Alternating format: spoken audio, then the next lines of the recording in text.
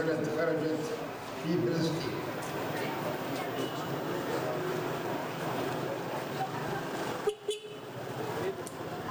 فأرادوا تهجيرنا، إحنا رفضنا الهجرة، فأجوا كسروا شباب 2 من بلدنا مشان يعملوا إرهاب على أساس الناس تطلب الهجرة، فإحنا برضو رفضنا الهجرة. والشعب الفلسطيني ناضل وكافح وشرد وأهين، وفي النهاية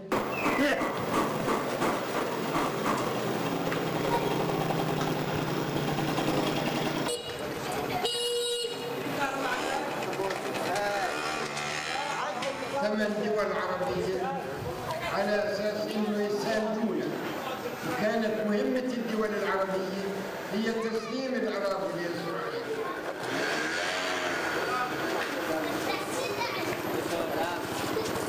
كانت مهمة الدول العربية تسليم الأراضي لإسرائيل. فكان لما تهجيرنا جابوا سيارات حملوا السكان بالقوة، نزل من السيارات اليهودية في السيارات الأردنية، وجينا هنا وجدنا المخيم منصوب عندنا. هنجري وراء والله وخرجونا 2.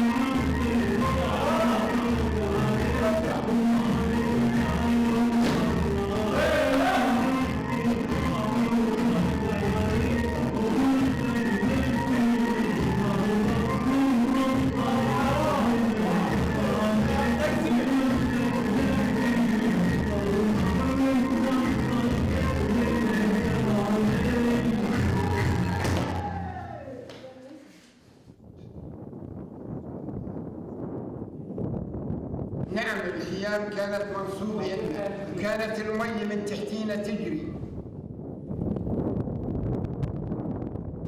حطينا نتج فوق المية، ومن فوق النتج نحط شادر وننام فوق الشادر، والمية تجري من تحتينا.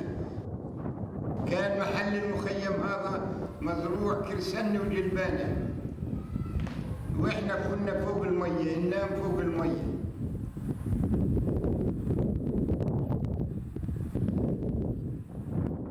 ولما سنتها اجى الثلوج صعب جدا، طار الخيام.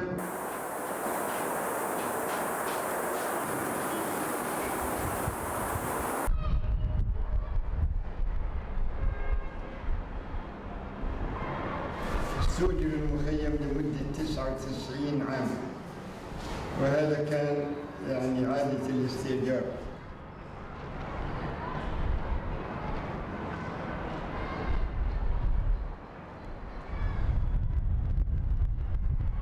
مكثنا على هذا الحال في 55. بنى الوكالة بدأ سنة 1955.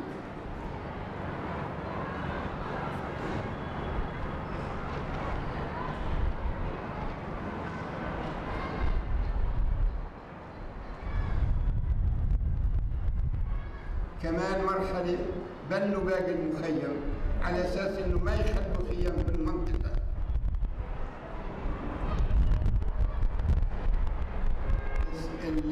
كانت في الأول أول ما كان الأجرة يعطونا 2 كيلو طحين للنفر للي بيشتغل، يعني إلهاء، يعني إلهاء.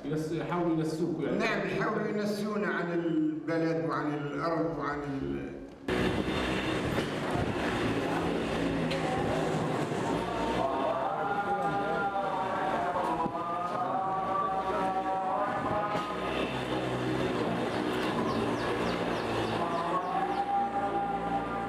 سحبت الأردن من فلسطين في 6/6/1967 انسحبت الأردن من هنا وحلت إسرائيل مكانها.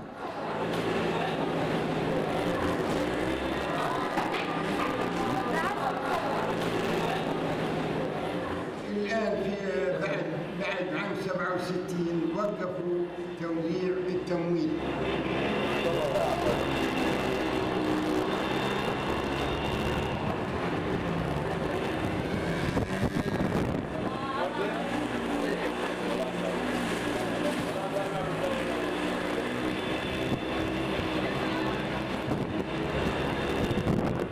يعني إذا كان إحنا ناسبونا بالناس، إحنا معيشتنا متدنية. ما في عندنا مقومات الحياة يعني، لأنه لا أرض لنا ولا مصدر رزق ولا عمل إلا عمل الإجر. إحنا عندنا محلها الغرفة فقط.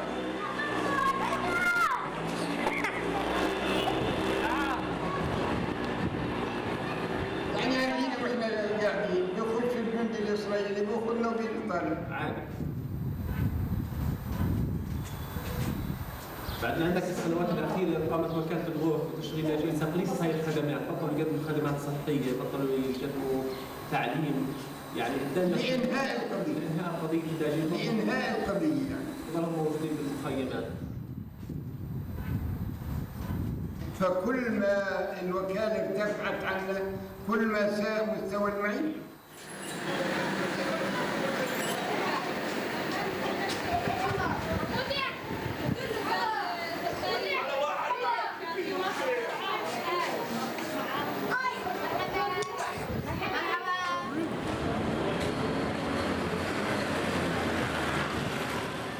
في النهاية لا حياة لنا ولا عيش لنا إلا بالعودة إلى وطننا تحت أي ظرف كان، وسيأتي يوم اللي نعود إلى وطننا.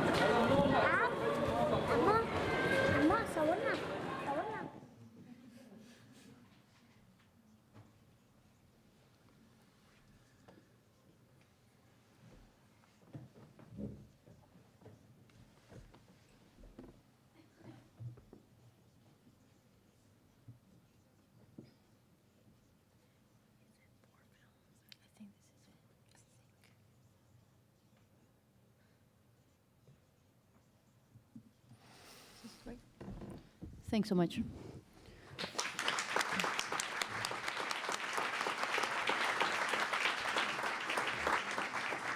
So before jumping to the respondents, I just wanted maybe that you finish your thought about, that you started briefly, about why bring these two spatial political configurations into comparison.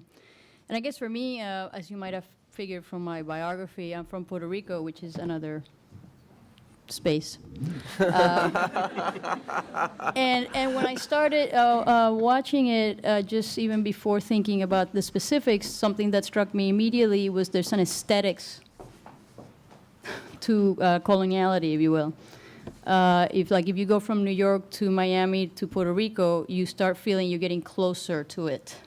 If you go from New York, California, Hawaii, Guam, you get closer to it.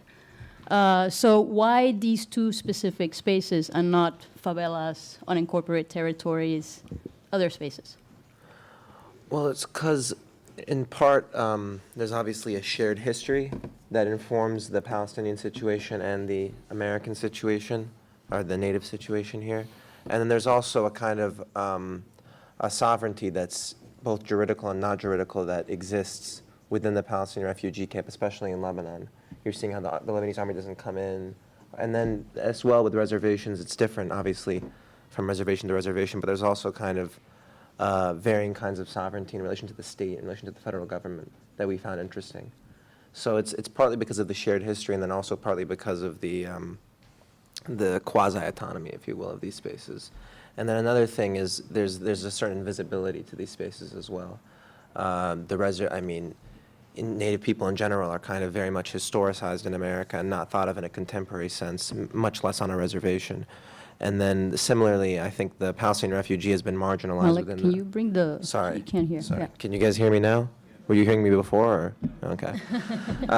Similarly, there's a kind of a marginality to the Palestinian refugee experience, especially in the last 25 years, where the focus has really shifted to the West Bank and Gaza. I think the Palestinian refugee and the Palestinian refugee camp has been kind of forgotten or made invisible.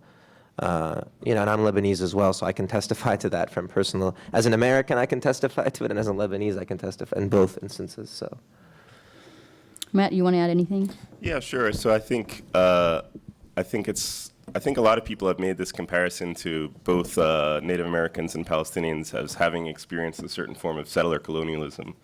But I think what was interesting for us in particular was to look at the camp and the reservation specifically as a form of embodiment or kind of a continuity of how this is embodied or still exists.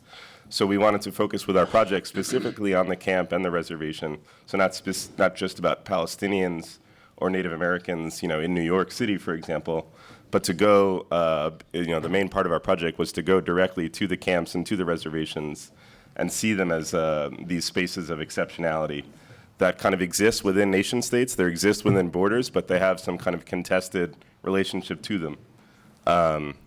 In the case of like the Mohawk, for example, or many reservations, they would deny, in fact, that they're part of the United States or Canada. They would consider them sovereign nations.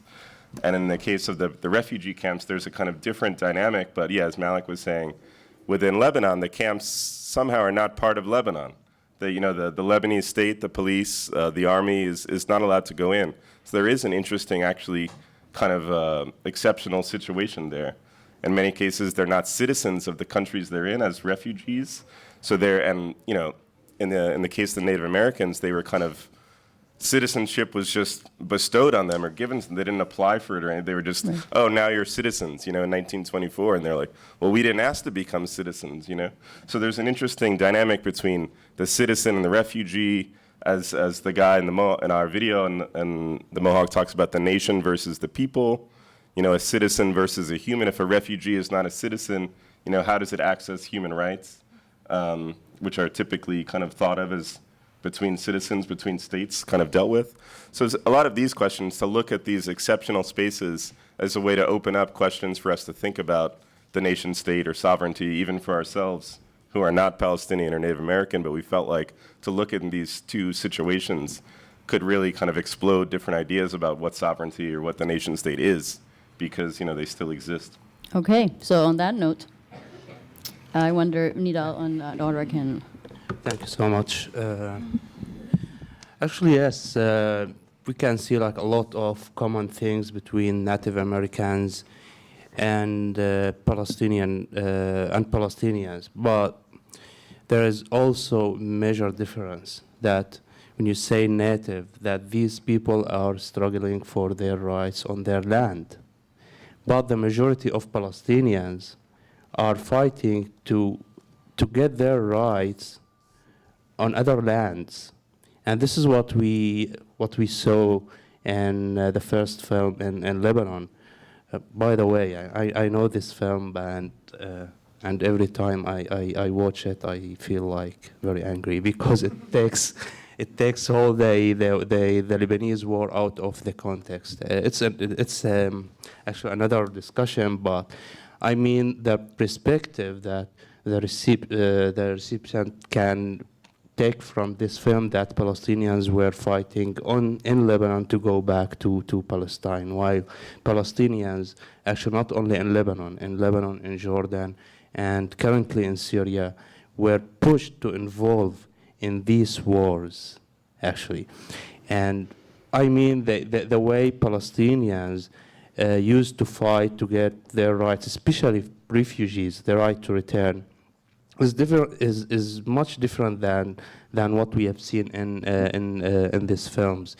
I mean, generations of Palestinians were born as refugees. As Matt mentioned, we are not citizens in any place we were born in. We are not citizens in Syria. We are not citizens in Lebanon, and somehow we are particularly citizens in Jordan.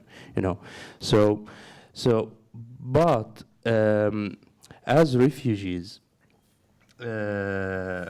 Especially in Lebanon, since I could recognize one of these camps, since you are not native, and especially in countries do not respect the human rights, okay, you can see always, and especially where the Palestinian refugees are, that each city has a refugee camp has two faces. Like Beirut in Lebanon, you can see like the western face of Beirut and the eastern face. But also there is a third face, is the camp, you know, where the poverty is, where you are not allowed to work, where you don't have rights. Actually, the Lebanese police is not allowed to enter the camps in Lebanon because there are police, Palestinian police, exist inside the camp, you know, and this is what I wanted to say for now. Can I add a small point to what he said? It's interesting when he talks about, I mean, just to piggyback off what you're saying, this idea of national, we were talking before about questioning the idea of a nation state. I mean, it's important to remind everybody that these nations, Lebanon, Syria, Jordan, Palestine, we're talking about a state that's a size that's smaller than the New York tri-state area, or maybe the size of the New York tri-state area. So, you know, and these countries didn't really exist as nation states or as really defined political entities before the end of World War I. So I think the Palestinian refugee, in the sense that he's not a citizen in Lebanon, he's not a citizen in Syria, and that he's also displaced from his home, so he's not technically a citizen anywhere. And at the same time, even as a refugee, he's not officially a refugee in that they don't fall under the command of the UN High Council for Refugees. They fall under the command of UNRWA, which is or the services of UNRWA, which is an entity designed specifically for Palestinian refugees, are really outside of any kind of legal category. I think that speaks to some of the problems with the nation state, or the absurdity of it to some degree, because like when we were in Lebanon, we had to take a plane to fly over Syria to get to Jordan.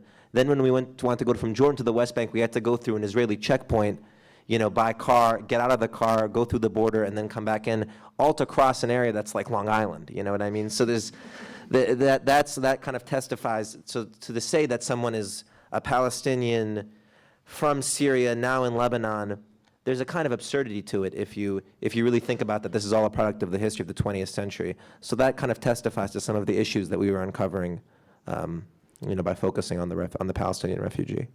So, Audra, you want to?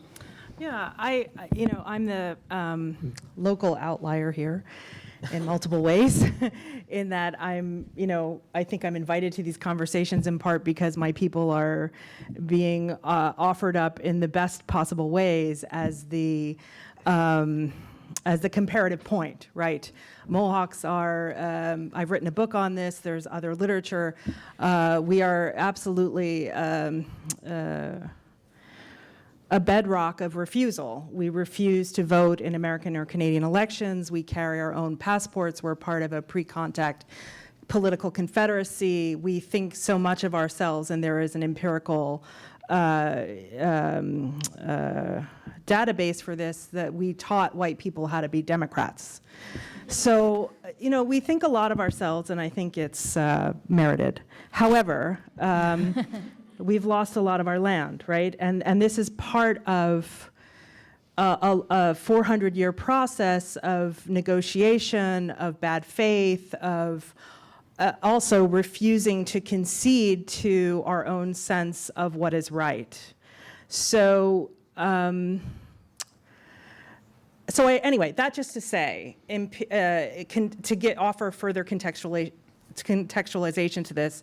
That's why I am invited to these conversations, I think, but also I'm a scholar of settler colonialism, right? So part of the specificity of the Mohawk experience that you've seen interlocuted here by one guy from my reserve in particular, the Ganyage experience, which was literally an enactment of sovereignty. So it wasn't, I'm gonna ask you for my rights. It's, I'm gonna go take my land back, right?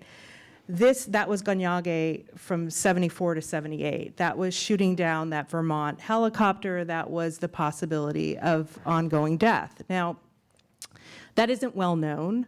The Oka crisis of 1990, so-called crisis, is not well known. That was referenced. I like your photo, like the documentary, but there's a couple of events which constitute a structure, I concede, definitely, so you're correct. But there are a couple of native actions that are collapsed into each other here. So there's the Oka crisis, there's Ganyage, and there's the recent Mi'kmaq action against fracking in what is now understood as the Canadian Maritimes, which was led by women. Those are women also that led at Oka. So these are being collapsed into each other, I think, to pronounce a kind of indigenous and Iroquois, even though this isn't all Haudenosaunee or Iroquois, refusal of dispossession. So that just to say, I'm offering context here.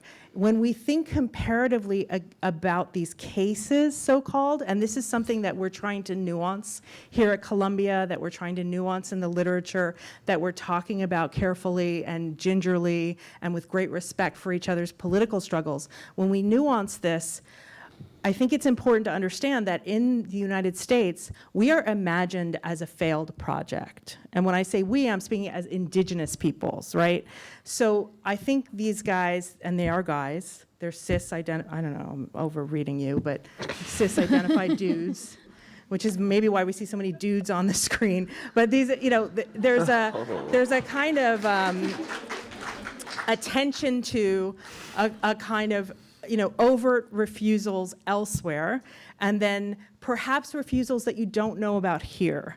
So I appreciate and it's not just me, in a broader field of ideas and politics and conversations and solidarities, REBDS, which we signed in great support at Native American Indigenous Studies Association, American Studies, et cetera, there's a kind of solidarity of recognition, and I don't mean well, of course, Hegel, we might want to throw him out, but we recognize what's going on, right? So it's not because it happened to us, and it's because it's still happening to us. Right. So I think that's a point that I want you to understand, and perhaps why I keep being invited to these conversations, which is cool.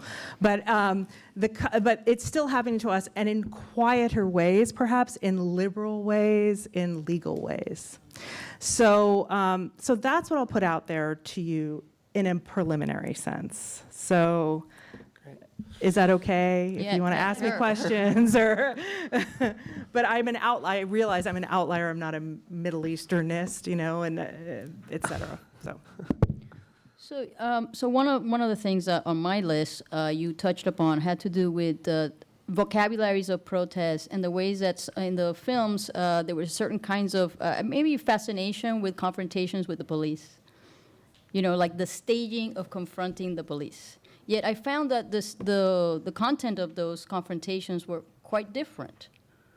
Like, for instance, when you mentioned that the Native context is confronted with dispossession through quote-unquote liberal means, I think that was very clear in the films, in contrast to Palestinians.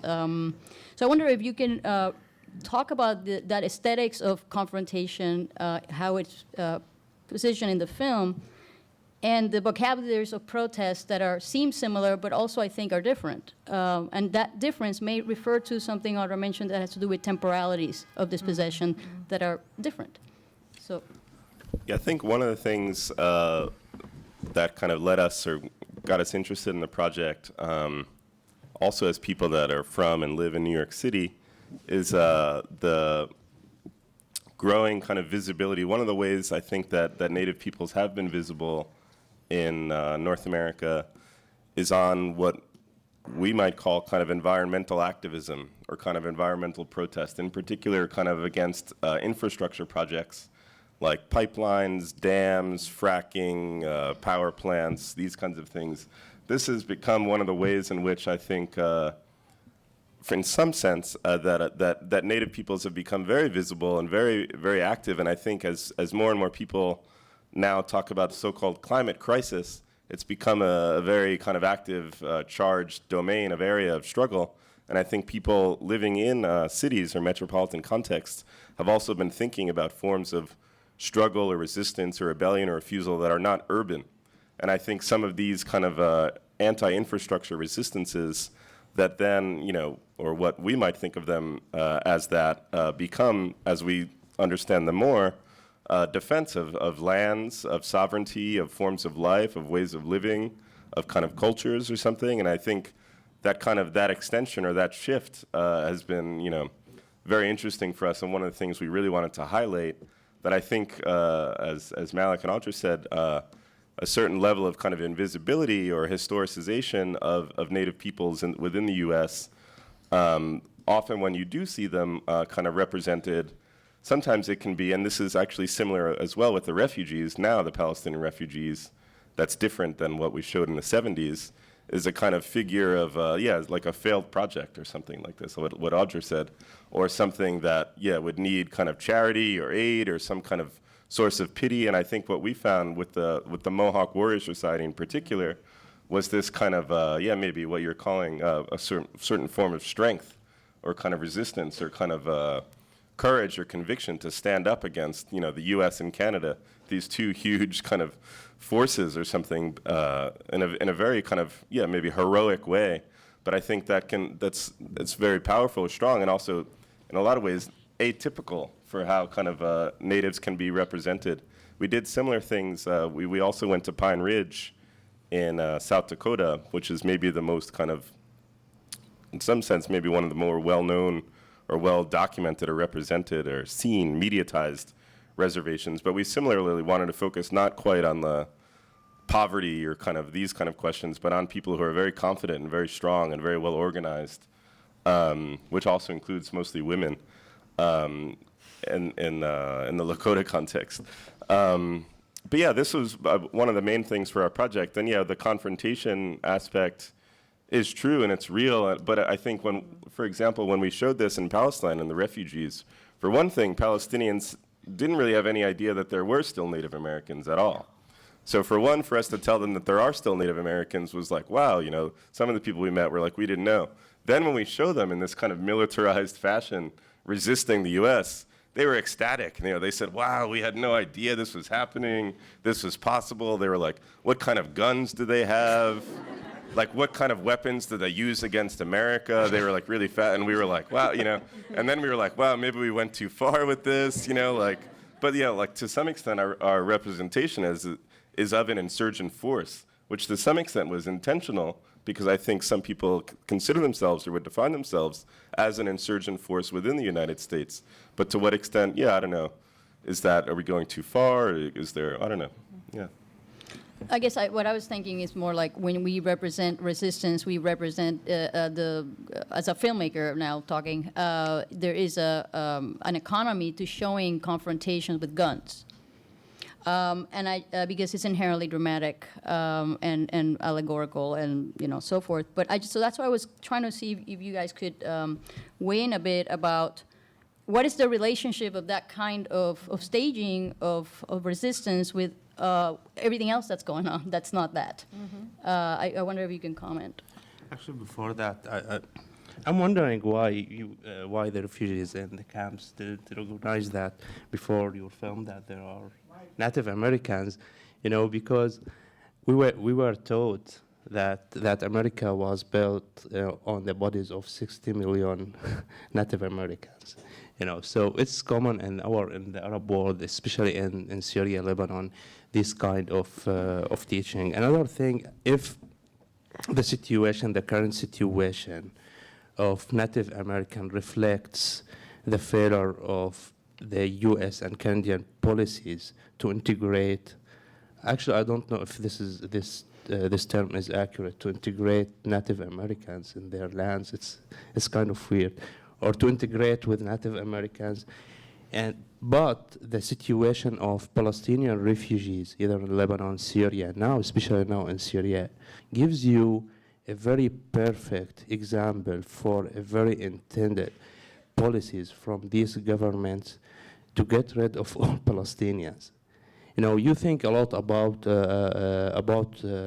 the why thing, why everybody wants to get rid of us. I don't want to go through the conspiracy thing, but the history of Palestinians in the region, especially in the camps, in each war of these, every single time there was at least one camp was completely destroyed and removed, completely, and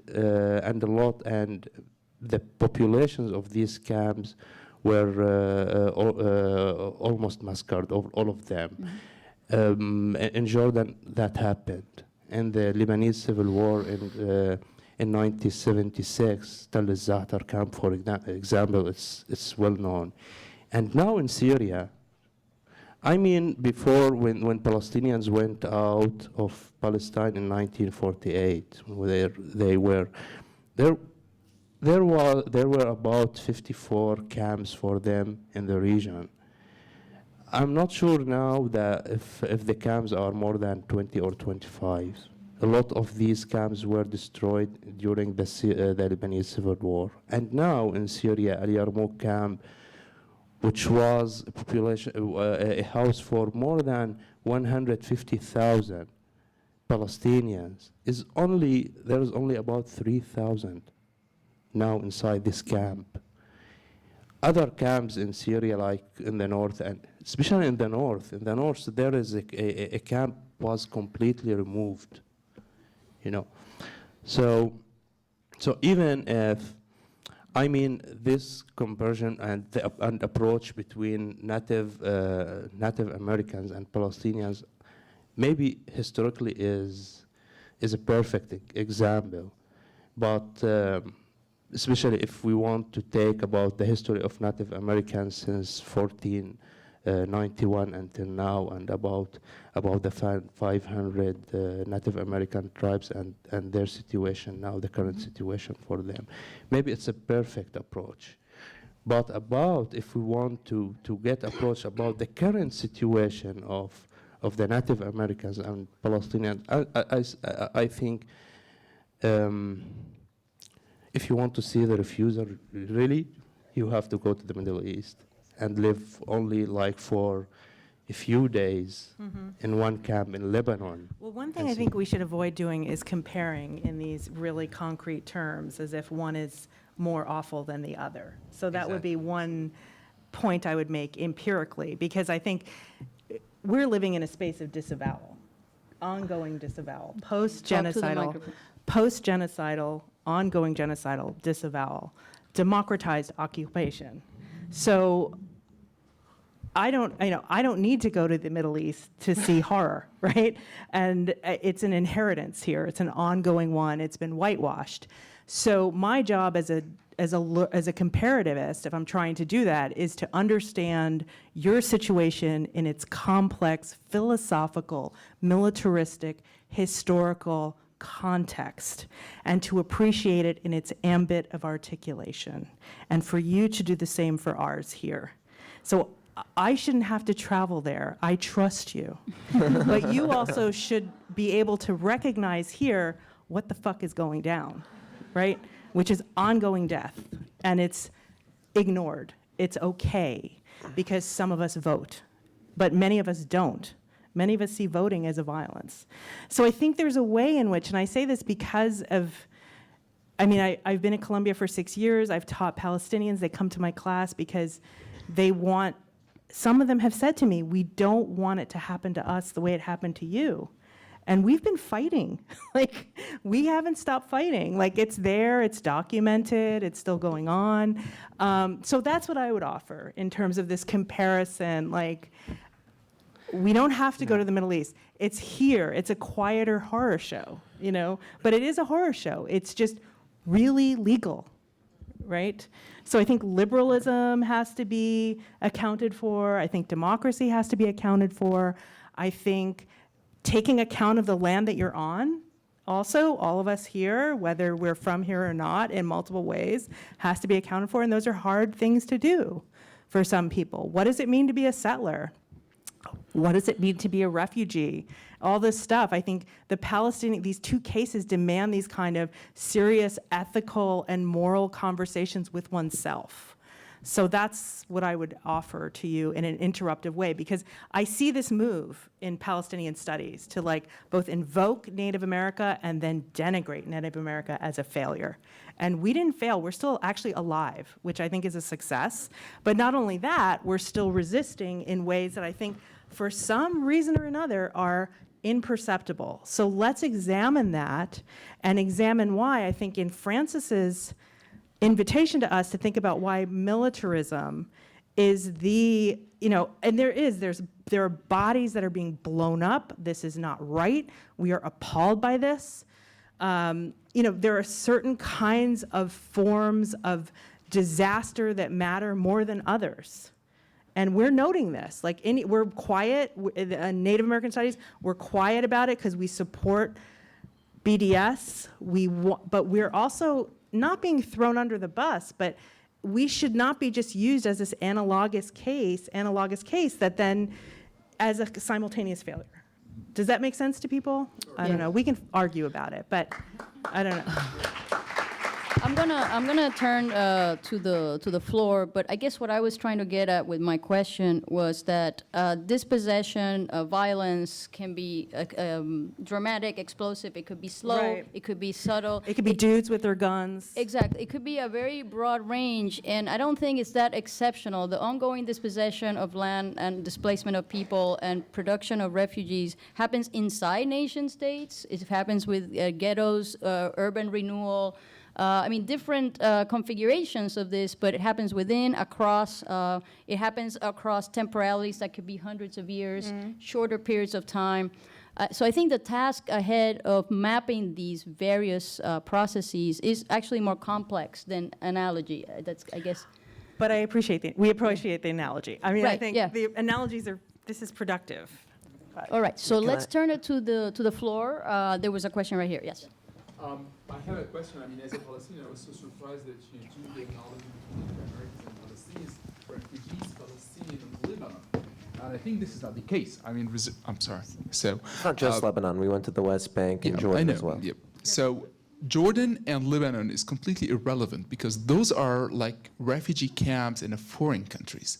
But you have Palestinian refugee camps, reserves, inside Israel and inside the West Bank. And those for me would be much more valid comparison between the Native Americans living today like in reserves in Canada or the US, so living on their land, with Palestinian refugees living on their land in Palestine, so-called Israel.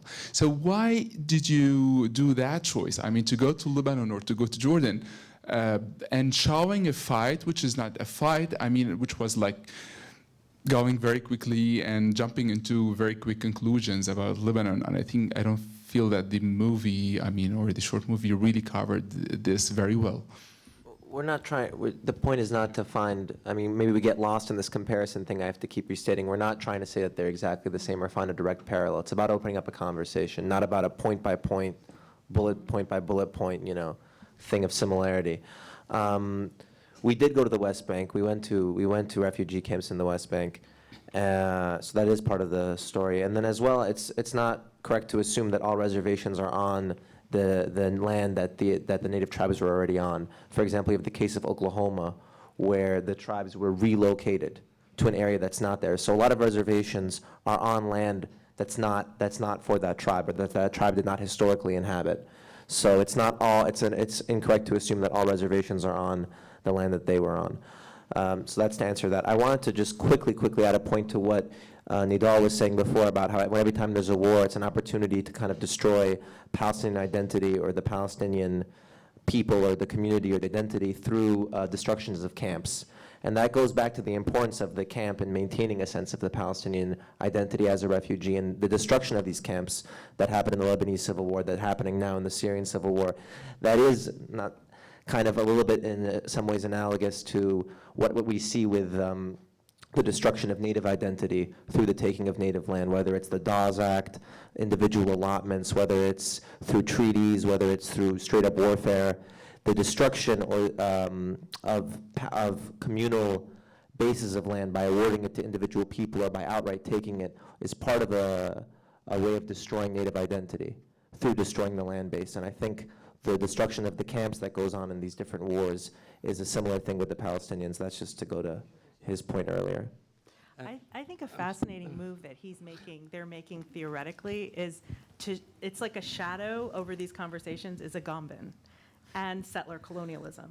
And those things aren't thought enough together at once. And Agamben's whole theory of sovereignty is that sovereignty is produced through the death of the singular person stripped bare of life within a place like a camp. And I think this is something that for me, like the comparative project is fraught and difficult, et cetera, but I think this is really productive for them to zero in on the idea of a camp and a reservation as these spaces of exception where all things go on the beings within, but then also they demonstrate how all things fail or can fail on the spaces within, or the people within. So I just offer that because I felt this is the second set of conversations we've had about this. We did this at eFlux before, and I agree with you, like there are probably geopolitical disconnects, et cetera, and I push them in particular ways. I hope it's taken well. Because these are really hard conversations. We've been having them at Columbia, and they're great. They're hard, and they're great. But I think theoretically, you're doing interesting work here with this case making. So I'll put that out maybe there. just to clarify that, to elaborate that, how that is actually informing the project. About 20 years ago, Agamben started this project to kind of understand bare life, sovereignty, state of exception, these kind of mess of everything. He's like questions. The Puff Daddy of theorists. He's throwing everything in there. But two of the things he does, dizzying. he analyzes both the refugee as being not a citizen, and therefore how the citizen would relate to the human in terms of bare life. And then separately within the same text, he analyzes the camp, but in the sense of the concentration camp. And he looks at that within kind of Nazi Germany as also this place of bare life and where anything could happen. But he actually doesn't go the next step and look at the refugee camp. He doesn't actually connect them. And we thought it would be interesting to actually connect them, but then similarly, being within the United States, to look at the reservation in a similar way, similarly about whether natives were considered human, whether natives were citizens or not, where these are things that were debated by the United States government. And then, what kind of rights do they have, et cetera. So this is kind of some of the theoretical framework informing the project, to kind of look at these spaces as opportunities to actually go to them, not just sit in a library here and read about these questions, but actually go to the places and have these conversations with the peoples themselves and think, what do you think of this? Actually, does this make sense? And what do you think of the connection or comparison? Before going back to the floor, I just want to, insist that these conversations are not that exceptional. There were conversations just to look at U.S. history, conversations about whether natives had souls or were human, but also whether African Americans, whether the acquired territories, including Puerto Rico, Guam, the Philippines. So if you look at just 19th, 20th century American history, you're going to find that these conversations occupied a lot of the airwaves. There weren't in exceptional moments or in exceptional circumstances. Were ongoing questions that nation building posed in the U.S. context, and globally you can make the same connection. But anyway, there was a hand over here and a hand over here, so let's go. Yes.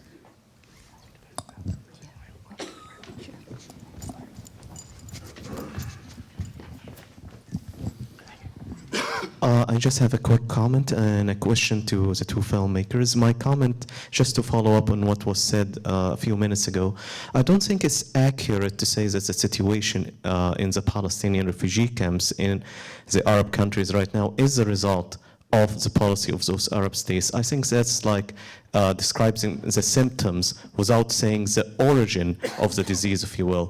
The main reason behind the situation in the Palestinian refugee camps is the establishment of the Zionist states in 1948.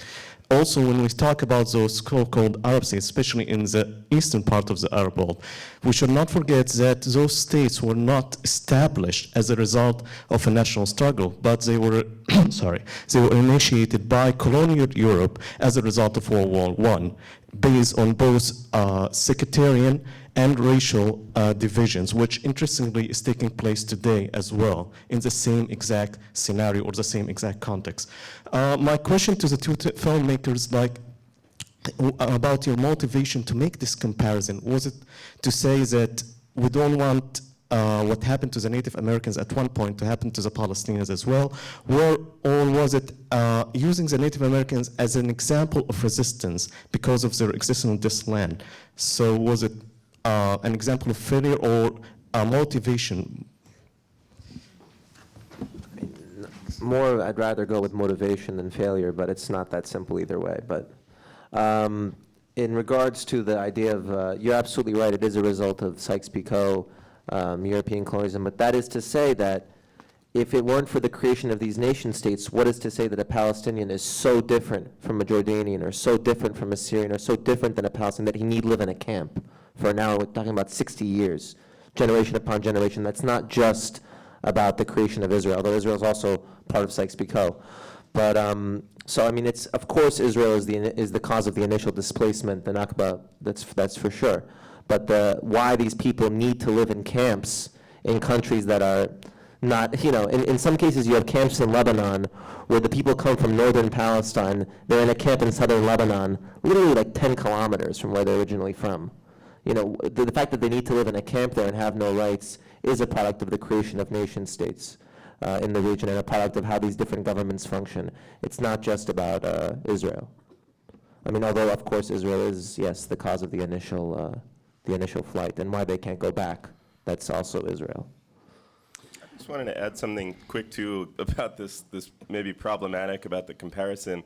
One of the things that also inspired this comparison is I think in New York City today, people know far more about Palestinians and Palestine than they do about Native Americans, right, which is incredibly problematic. And I think maybe like this center, this room, this situation, you know, the way in which people would be invested in problematizing the role, the situation of Palestinians, totally ignoring the fact, you know, people, you know, activists, leftists know very little about Native Americans, where they live, how they live, what they're doing. You know what I mean? There's 100,000 Native Americans in New York City. There's 5 million in the United States. You know, this is, and people, you know, people know an incredible amount about Palestine and Palestine in New York, in the United States. I think part of the comparison was about this question, the fact that it isn't so invisible and so kind of taken for granted or known that, as you said, yeah, you know, there were once Native Americans in the United States, but now we have something different. You know what I mean?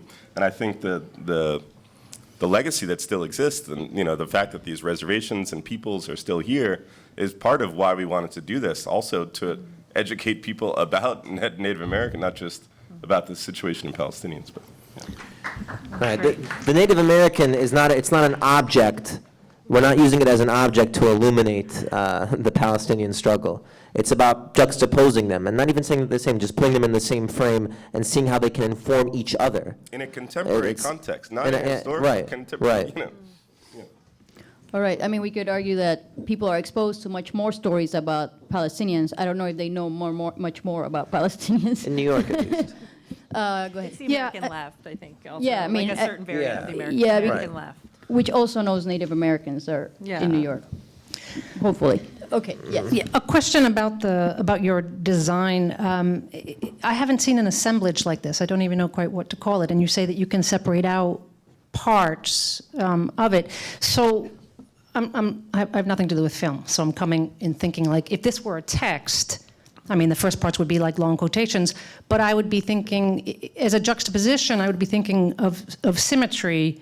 So there's the right wing in the Lebanese Civil War, and then I'm thinking, oh, so we'll have a Zionist, and then there's news from near where the Native Americans are in upstate New York, and I think Canada, and then, okay, so then we'll have news from Israel. So maybe it's like an essay-type brain that's waiting for the symmetry as opposed to this assemblage setup. So that's one part. And then the other one, a very naive film question about the obvious passing over, framing by information, like little footers and dates and, you know, document the, this is not cinema verite, so it's something else.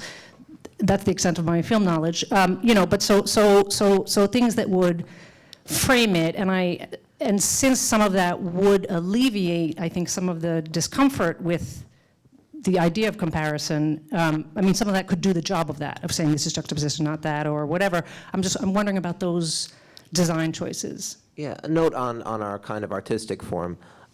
This is a multimedia like research project, so obviously it will end in a feature-length documentary. Every time I have a screening, everybody's like, oh, we're going to see your film. No, the film is going to happen later, the feature film. But what these are short films that allow us to experiment with different styles, incorporate different footage that might not be used in the feature in different ways, and allows us to have a different kind of multidimensional approach to the subject matter, which the subject matter necessitates. We can't possibly cover the full variety of both our experiences in these locations and the thematics that we've kind of conceived of or thought of in relation to these visits strictly through one feature documentary. So that's what these films allow us to do, and you can tell that the style of the Mohawk film was quite different from the style of the Nakba film at the end. You know, that's part of the process. And then we've also been doing kinds of screenings of archival works, and we gave you a little taste of that today. But we had longer screenings where it was strictly archival stuff for hours. So there's a variety. We were writing a text. There's different kinds of approaches. So yeah, then maybe that's. Yeah, and as far as framing it, you know, we're here and we invited Nidal and Andre. So part of the media or video project is us ourselves being here and doing this. So it's not just a film as an object that you could watch on Netflix or something, but the fact that we can have this conversation and be here together is part of what we wanted to do, actually, as the work. Yeah, two quick notes. Like, for example, when we have Native people kind of talking about Palestine or Palestinians talking about Native people, that's not part of the actual movie. It's more interesting to have them just talk about themselves, but it's part of the project in the sense that we've screened this work in Jenin refugee camp. We've screened this work in Burj al-Barajni in Beirut. And we have these conversations. We screened stuff from Palestine in Pine Ridge. So that's how different things can get kind of become part of the project. Yeah. Any other questions from the floor? Yes. Yeah, hey, I'm Ahmed. I just arrived from Gaza Strip like 2 months ago. Actually, I appreciate the comparison, and in 2 months for me here, I learned a lot about the dilemma or the plight of Native Americans. But I hope the Native Americans can gain their rights now. So my concern is that like the plight of Native Americans like started before more than 500 years. And my point here is that like some of the people might think that the Palestinian plight may be like continue to be like after hundreds of years. So I would like to just or many people now think that the plight of like Native Americans is a myth or legend, you know. But about the Palestinians as a refugee from Jaffa, I see my right of return now is closer than ever. And I hope like for the people who see the comparisons, do not like give the hope for the occupation of the state of Israel that it might like continue with its occupation without like the Palestinians maybe see their like right of return more closer. But my point is that the Palestinians' dilemma is gonna be solved, and like all the refugees gonna be like returned back to their homes, and the hope of returning now is more closer than ever. So my point is that the Palestinians will it's just like their plight started 67 years ago, but like the Americans the Native Americans started like about more than 500 years. So the comparison is really great, but it's supposed to be like the emphasis of that the Palestinians have the total right to return to their home like soon. That's my point. Thank you. Any closing response? Yeah, actually, I just drove the example because, you know, the war changed the perspective. If this panel was held 6 years ago, I would stand here and read the poem of Mahmoud Darwish, his famous one, like the speech of the Indian American. But you know, you think before you experience the war, you think that you are attached to a land, okay? But after experiencing the war and losing the people, your beloveds, you discover that you are attached to people more than this land. So that when I drove this example, it's just because I was jealous of the comparison of confrontation. If this confrontation happened, or it's happened actually, it happened, it's happening now in Syria, you will find a barrel bomb over you, and everything around you will fade away, not only the land, but the people too. And in any way, I just want to focus on two things. The first one is, it's not a question that I was a refugee in Syria because of Israel. And I am still a refugee until now because of Israel. It's not a question. Because Israel took my land, and because Israel until now is refusing to implement the United Nations decisions, especially 194. And the second one is the two guys who are sitting here, they are completely right. Can you imagine that you are a refugee in your land, that there are about 12 camps for refugees inside West Bank, that you are not allowed to go out, to go to your city, which is like maybe 50 miles away from your where you are sitting now. Thank you so much. I want to thank the panel, and I guess we have a lot more work to do. So there'll be hopefully more conversations, and we look forward to that. Thank you so much. Thank you.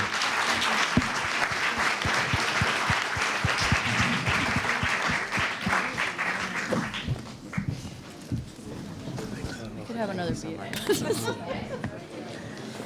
Oh my God.